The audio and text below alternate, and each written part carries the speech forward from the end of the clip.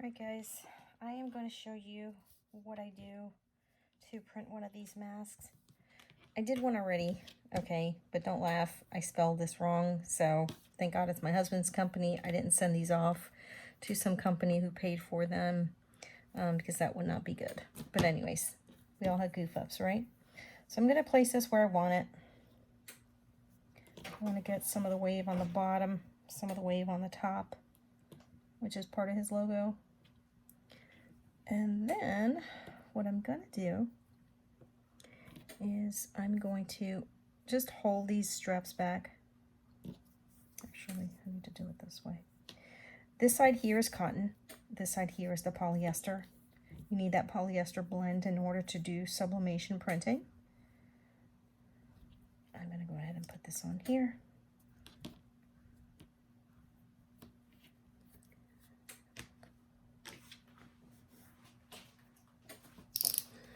This is what I do. You're not going to cut the strings.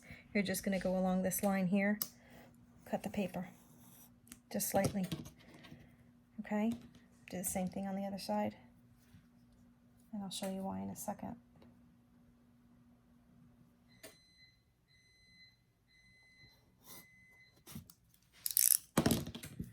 Okay, you're going to take the strings and tuck them into the hole. That's going to prevent you getting the color onto the strings, and it's also going to help protect the strings from burning when you put them in the heat press. All right? It also kind of keeps it a little bit snug.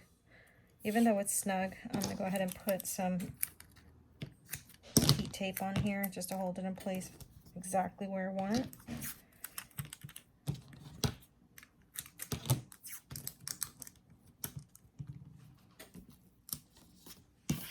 I'm going to trim this off a little bit.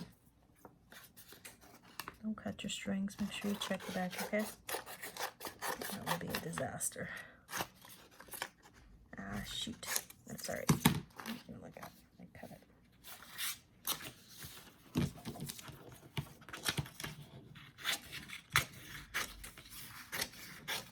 Just doing this because ultimately I save paper when I put it into the butcher paper, and I'll show you exactly what I mean in a minute. Go ahead and take your string and tape it to the back of the paper here. Don't tape it in this direction. I tried that, and you know what?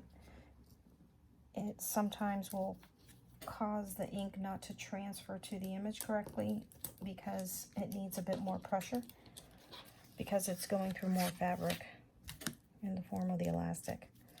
So I'm going to put a little tape on this bit here that I cut. Alright, so I'm going to go ahead and tape this other side here, just so everything's nice and secure, right? It's not going to go anywhere. Then I'm going to take a big piece of butcher paper. It doesn't have to be big. Oops. And I'm going to put this down. I'm just going to make like a little pouch. Oops. Alright, I'm going to make like a little pouch, and I'm going to set it on my heat press like this, with the paper side down, pressing onto the mask. Alright, I'll be back in a second. I just took it off of the heat press. This is, I have my heat press at 400 degrees for 30 seconds. It's really hot. As you can see, the elastics did not burn, didn't scorch, they didn't get warped.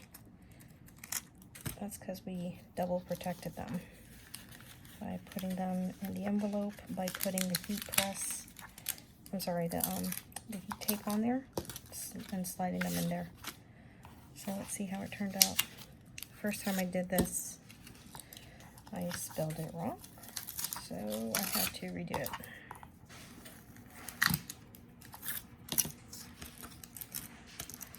Bit messy. There you go, Atlantic Appliance Company. Okay, now I spelled it right. My husband will be happy. There you go, that's how I do it.